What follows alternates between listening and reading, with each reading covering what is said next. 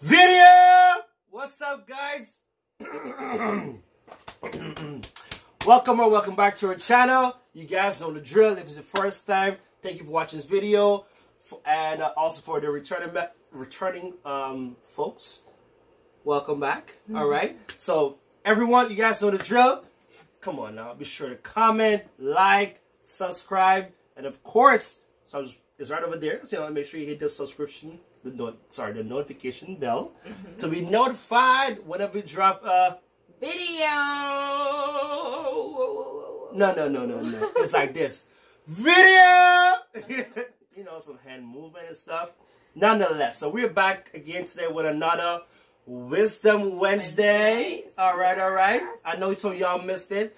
We're sorry. We received a lot of messages saying, "Hey, you guys, what's up with Wisdom Wednesdays? Like, what's going on? Like, knock, knock." But full disclaimer, we were both very sick, but it wasn't with the coronavirus. Okay. Sam contracted influenza, and he brought it on home to his beautiful, illustrious, gorgeous, and talented wife. For better or for worse, okay? Don't mind me. No, but we were very sick for a few weeks here, and we just couldn't come to you and give you content that we weren't excited about at the time. We're always excited about coming on here and talking to you, but we weren't excited about the state that we were in. You know, we were just under the weather. I didn't have a voice, you know. Oh, we actually did turkey video. Fevers, yeah. Where it was, what's the video called?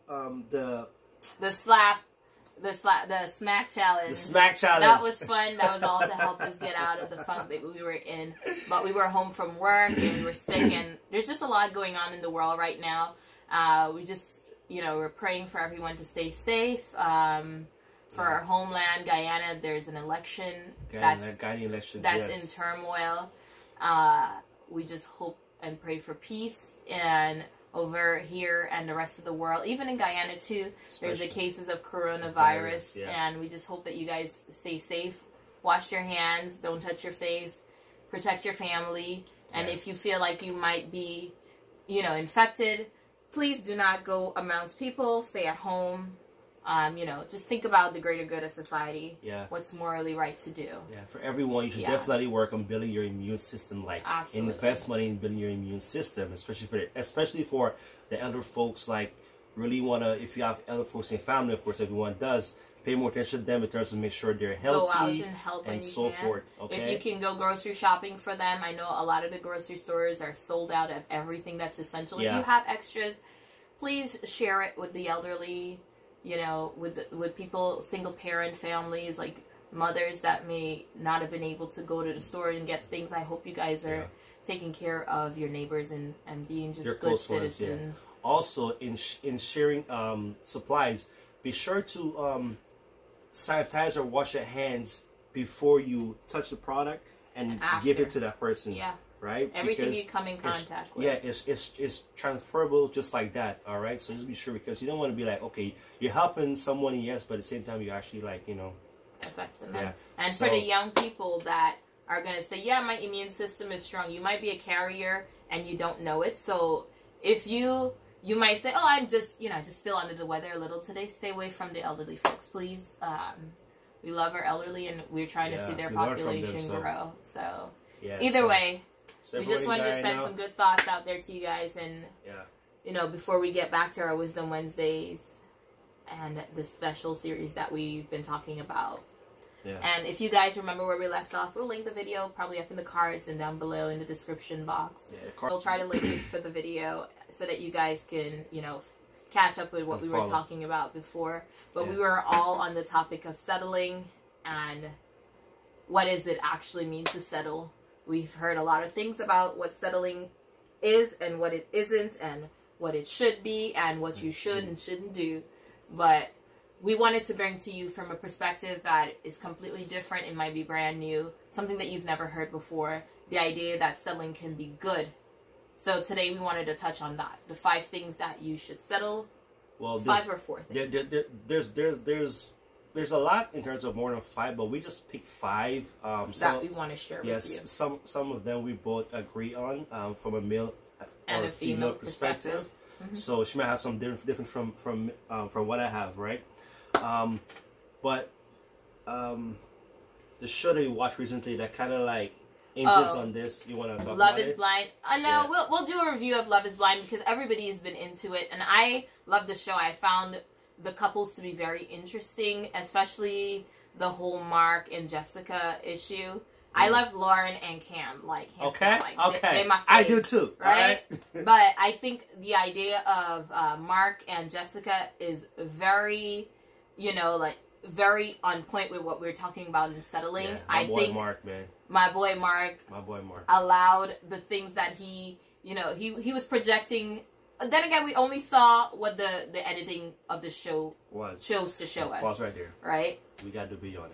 Yeah, we're going to do a video on that separately, and we're going to talk about and try to dissect what we see. Obviously, we can't know everything, and I'm sure you've seen interviews where they're talking about the fact that we don't get to see everything that's taking place. So, either way, let's get into the idea of settling and the things that we think you should settle on before you get into a relationship, before you think about marriage. Yeah. So there's a lot, but you know.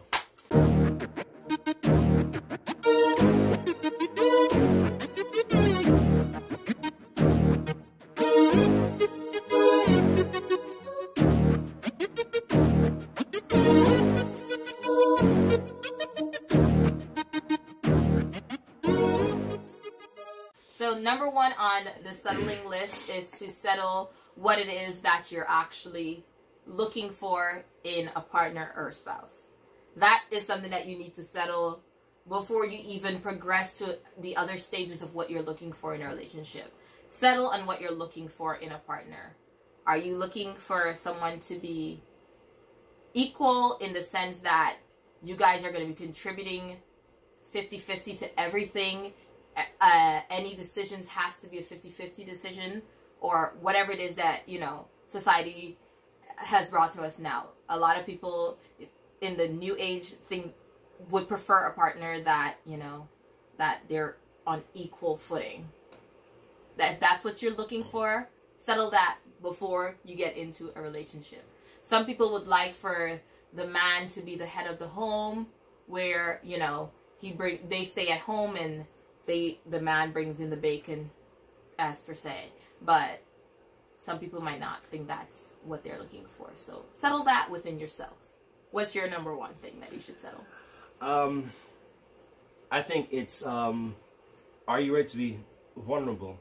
Like from a male perspective, coming to this is like, okay, men, they put up a guard all their life because they don't want to get hurt. And society tells men that they need to be strong.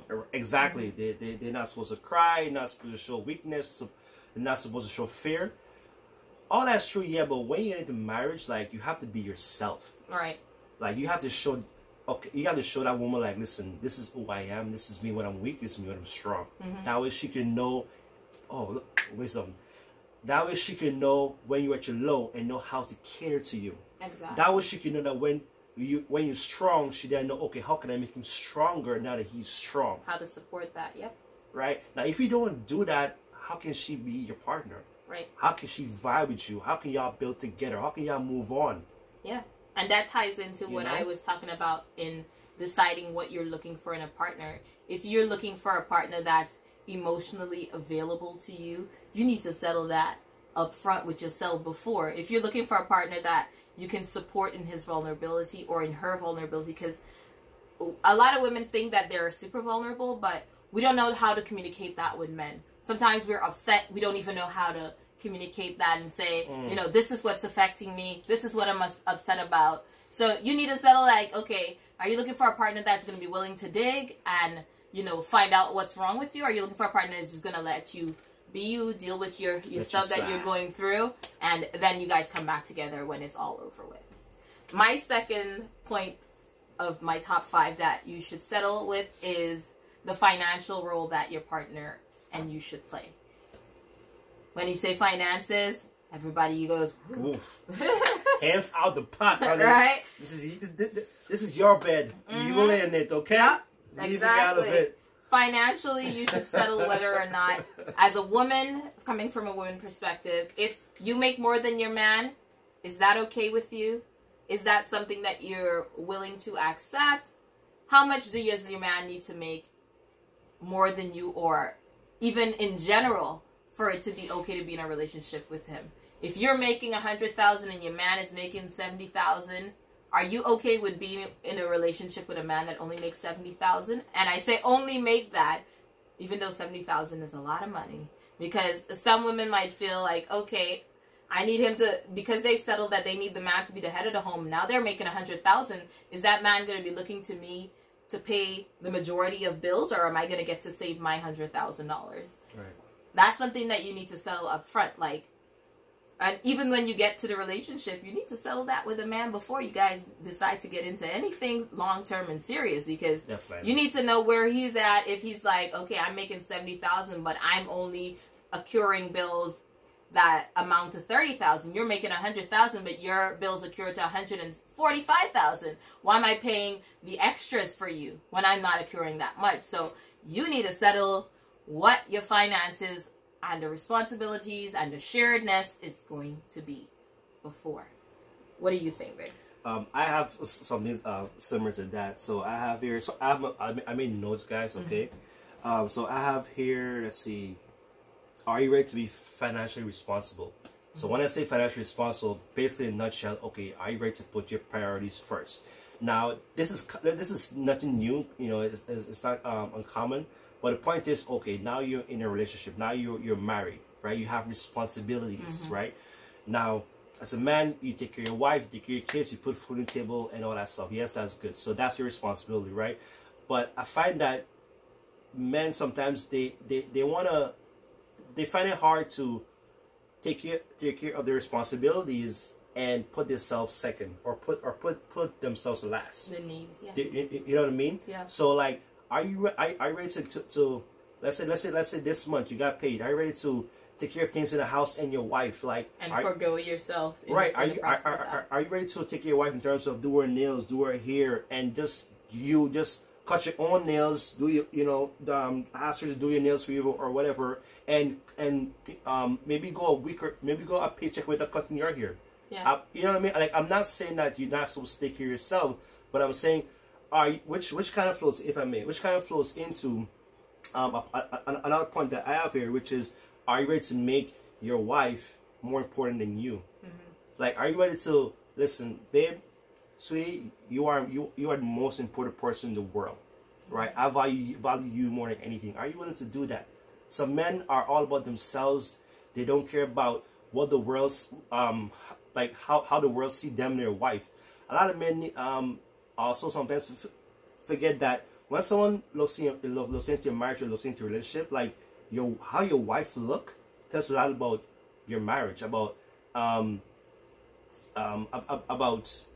you know, how you guys look on a piece of how you guys look on the inside, but also on the outside. You know what I mean? How much you're investing into each other. Yeah. Necessarily, yeah. Yeah.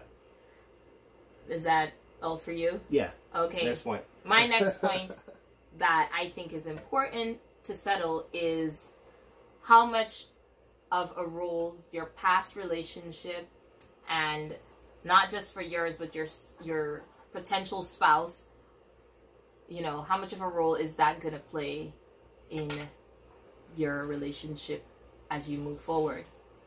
Is if he comes to you with 2.5 kids and an ex-wife, how will that affect you? Are you willing to take a man that's been married before? You know, settle that. Are you willing to take a woman that has a child father, that has been married before? Like, all these things people don't think about, but people that come with those kind of baggages, even if they don't have children from the relationship, if they come with that kind of a baggage, it can play a major role on, if it's a woman, it could play on her insecurity, especially if you come with kids and she can't have kids.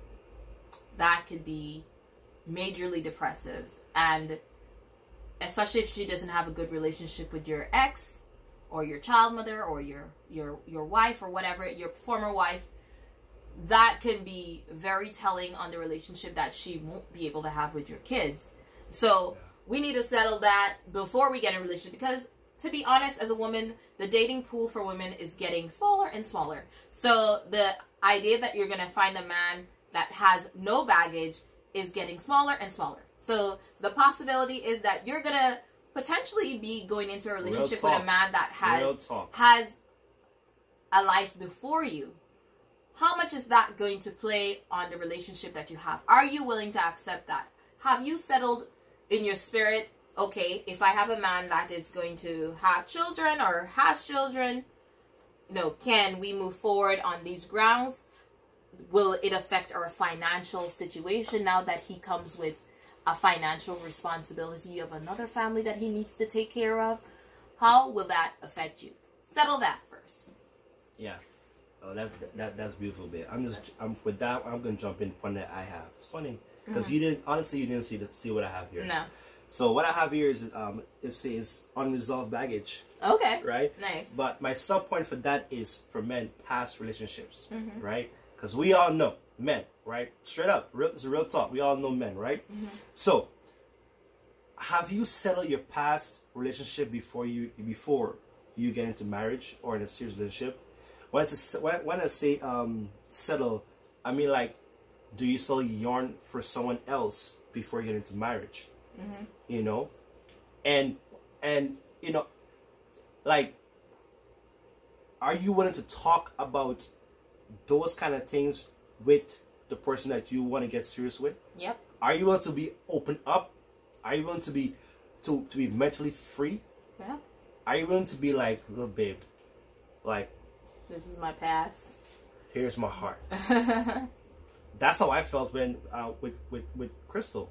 You know, if you want to say, I had someone ask me a question the other day. I probably do a video on that. Like, hey man, how did you know she was the one? And I had so many things I can say, but this right here is one of it. Like, I give my heart to her in terms of the life before, in a nutshell. My life before, and I see how she does with it. If she accept, like you say, if she accept, if she wants to work with it, to move forward, to bond and knit, right? You see, the thing is, if you don't settle this before you get into marriage, you have problems. You're gonna be unhappy. You can make that person unhappy, and then marriage then will become work. You know what I mean? Yeah. Yeah, that's that point. All right. So number 4 for me is social and career opportunities. By that I mean, when you are thinking of getting in a relationship with this person and, you know, you look at where you are socially and career-wise, how will their needs and wants affect where you would like to go and where you are currently? Are you willing to change that? Are you willing to not have the same friendships that you did? I had a lot of guy friends before I met Sam.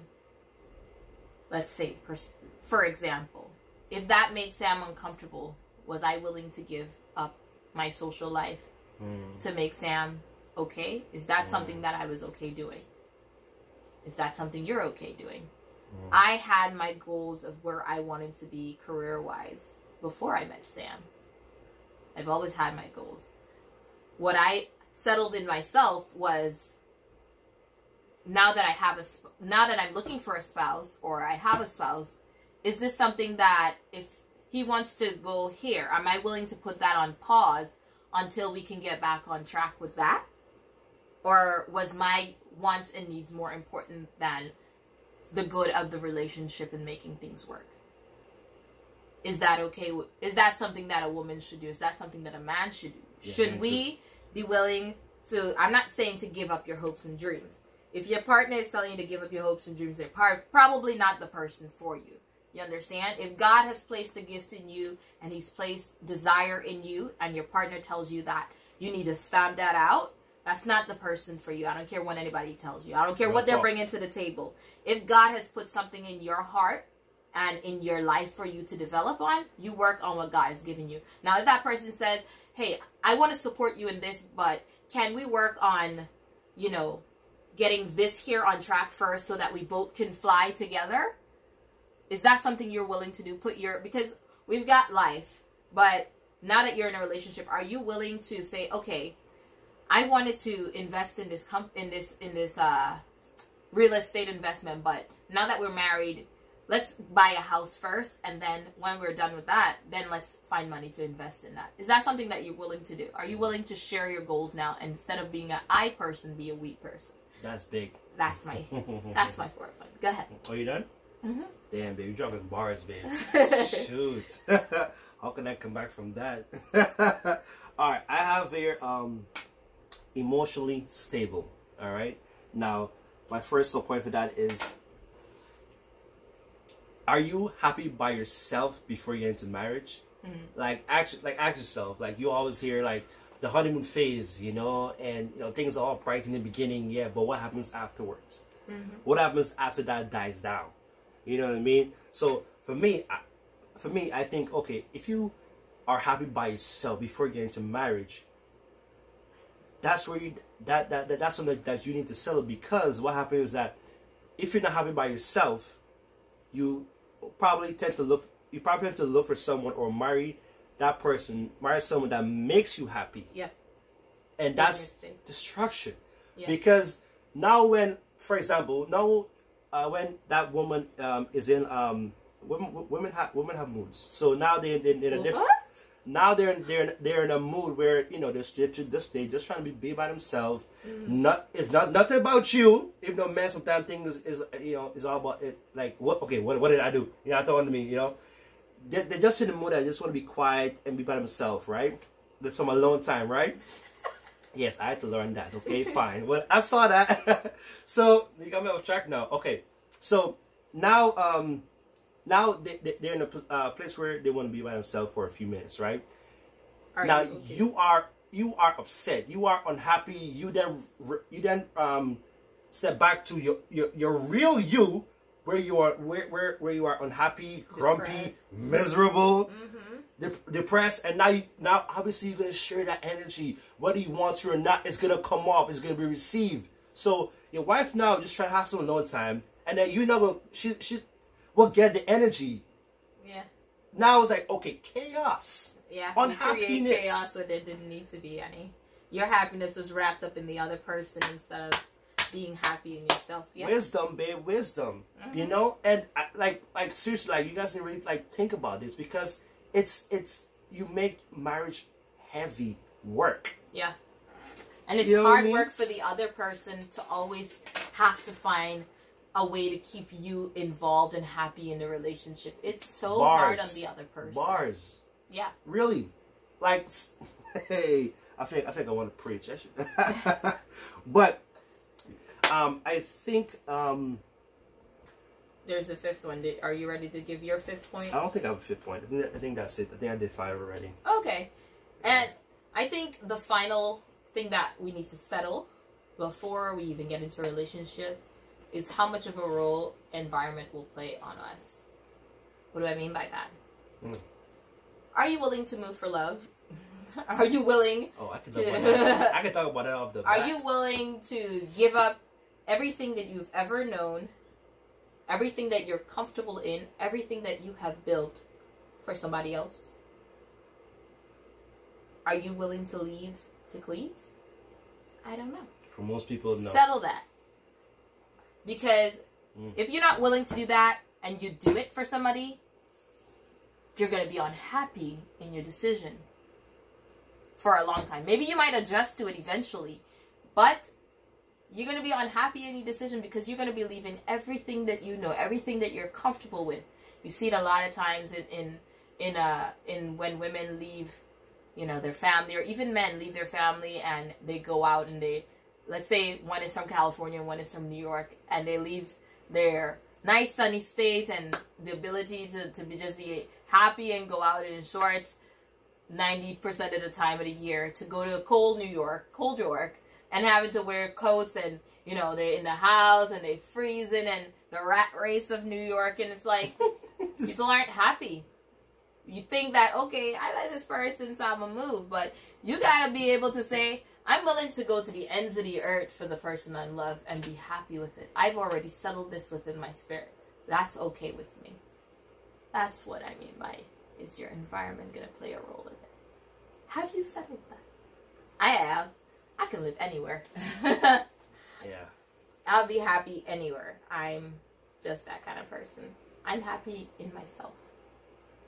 And we've learned to be happy within ourselves for each other. And that has made our relationship work. I've already told you guys, if you saw our intro video, I'm introverted, but I like extroverted people. Very much. But in saying that, when I've been around extroverted people for a while, I need to go back into my shell and bring back and take my energy. So sometimes it might seem like I'm antisocial, but it's just that I need to recuperate all the energy that I've lost because y'all extroverts are a lot. Y'all take a lot of energy from me. Like, oh my God. I'm kidding. But really, like, if you're an introvert like I am, you probably know what I'm talking about. An introvert that likes extroverted people. Like, I like people, but I like them in doses. Oh my God. I like them in doses. But I think we've said enough for tonight. Yeah, it's probably a long video. It's a long video. But hey. But you guys missed us. So Exactly. yeah, we're going to give you a long one. We hope you guys enjoyed this Wisdom Wednesday. We've got some more topics and some good surprises up our sleeves for you guys. Oh, yeah. We got it. Hope you guys are prepared and locked in. Remember to stay safe. We love you guys. We can't wait to see you guys again. Send us your comments, your questions, your suggestions, and anything that you need help with. We're happy to help. Yeah. But for now, we'll talk to y'all soon. Talk to you guys. Okay. Bye. Bye, guys.